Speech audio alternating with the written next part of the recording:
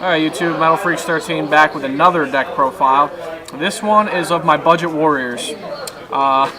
Really fun deck, really cheap to make, really effective too. It utilizes a darkness engine in it, so you could basically tag out for dad and stuff if you choose. Alright, so first we got Freed the Matchless General. Mr. Badass, during your standby phase you can add warrior to your hand instead of conducting a normal draw phase. 2 turret warriors for some beat stick power if needed. Tribute a warrior to special summon him, and he gains that warrior's attack. Double Marauding Captain. He's good for quick swarming. You know, special summon on a level 4 monster when he's normal summon. You can if you get 2 of him on the field, you got the Marauding Captain lock. 1 Roz. Roz is to put a warrior on the top of my deck, so additional search power. Mr. Big Badass Beat Stick Bergzak. Basically, when he destroys a monster by battle, he can attack once again in a row. 2,000 attack for a level 4, so he's very nice. Just got to reveal a warrior during the end phase to keep him on the field. Triple DD Warrior Lady. Pretty much a staple in warrior decks. She puts a lot of pressure on the opponent, removing from play their key monsters, and basically if you're ever in a jam you can set her, and when they ram into her, remove from play. Pretty nice. I run an Armageddon Knight. Number 1? Armageddon Knight is to dump specific darks to the graveyard that I need. I run 1 Old Man Immortal Bushi. He's basically a Treeborn for warriors. During standby phase, if you control no monsters, you can special summon him. So he's pretty nice. From the graveyard. Necro Gardener. I don't think anything needs to be said about him. I run a Spell Striker. I like running Spell Striker just for some quick synchro action. He's good for you know, sinking into Gaia, you know, stuff like that. So I like running 1 just for the quick special summon. I run my main. I only run 2 types of tuners. I run 3 Junk Synchron. He's basically so I can get out Junk Destroyer, stuff like that. Good tuner. Also gets my Tora parts out from the graveyard, so I can sink like 6 then 8, you know, into Gaia, then Colossal Fighter, which is nice. Tora Parts also really broken effect. He gives the monster like an Ancient Gear-like effect, where when it declares an attack, your opponent can activate spells or traps till the end of the damage step. Run a Rhoda. Entire deck's warriors. I don't need to say anything. Warrior returning alive.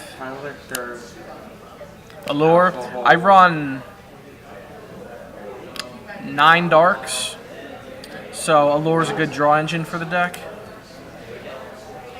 Pot of Avarice, if I need my deck back, you know, get key monsters back. Triple Solidarity. This is a beat stick deck. That's basically all there is to it. So Solidarity makes my beat sticks even bigger. It's kind of scary looking at a Colossal Fighter with like 5,600 attack. Honest won't help you there, buddy. Staple Book, Staple Econ. Mind Control. I run 6 tuners, so the Mind Control really helps for synchros. Not to mention it's fun flipping somebody, mind controlling somebody's Raikou, then flipping it to pop their cards. Staple Reborn. Staple Dark Hole. Staple Trunade and MST. 2 Staple Bottomless. Staple Mirror Force. I also run a 7 tools. And of course, as most beat stick decks run, 2 Royal Decree.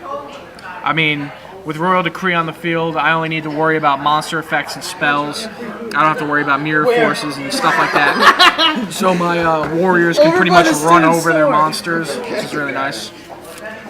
Okay, now we got the extra deck. I run 3 Junk Destroyer. It's really easy to get Junk Destroyer out with this deck. I can synchro Junk Synchron with either X-Saber Wayne or Turret Warrior. And he's really good for popping cards. 3, Mr. Big Badass Beatstick Colossal Fighter. Go ahead, I dare you to honest him. He'll just come right back. For now, 3 X-Saber Herbellums, only because I need a level 7 Warrior Synchro. I want to get Junk Archer and Lightning Warrior. And when he comes out, Junk Berserker. I run a Junk Gardener. He's really annoying because you can switch the battle positions on either player's turn. And when he's removed from the field, you can switch battle position, so pretty nice.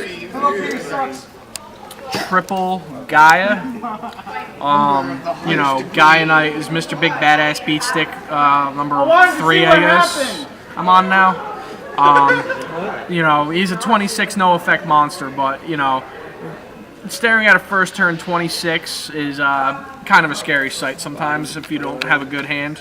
Not really. And of course, 2 John Waynes, just for additional swarming ability. When he's synchro summon, special summon a level 4 lower warrior. So I can either swarm with Bergzak, Armageddon Knight, you know, Roz, or I can synchro with Junk Synchron into Junk Destroyer. So very nice. Alright, now we got the side deck.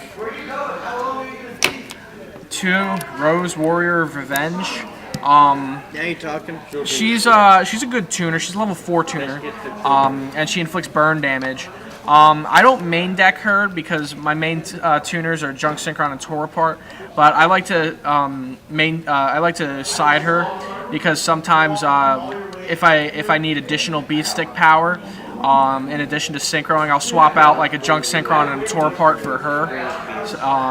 Very nice tuner. I like her. All right. 2 very underrated card, Samurai Sword Baron. Basically, you can change a battle. You can change a defense monster into attack position.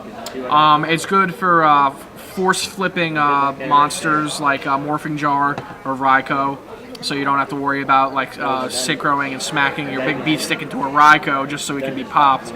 Or he's also good for getting rid of Spirit Reapers too, because once he targets the Spirit Reapers, destroys them. Exiled Force, in case I need additional monster destruction, distribute and pop. Nobleman. Nobleman is to hit the Spies, hit the Raikous, you know, hit Dandy, hit Dark Soul. Remove from play important face downs. Emmer's Blade's another fun one to hit. System down. With all the Karakuris and Machinas running around, it's good to remove all of their machines from play. I think it was a month ago. You said that, Soul Release. You know, remove 5 cards. Really good card. I like it. Chain Disappearance. It's really good for hitting 6 Sams. Infernities, you know, remove their tuners from play, remove their necromancers from play. If you don't know what it does, when a monster with 1,000 attack or less is normal or special summoned, remove from play it and all copies from the hand and deck, engrave it. So, Chain Disappearance is beautiful. I run a Rivalry of Warlords. The deck is pure warrior.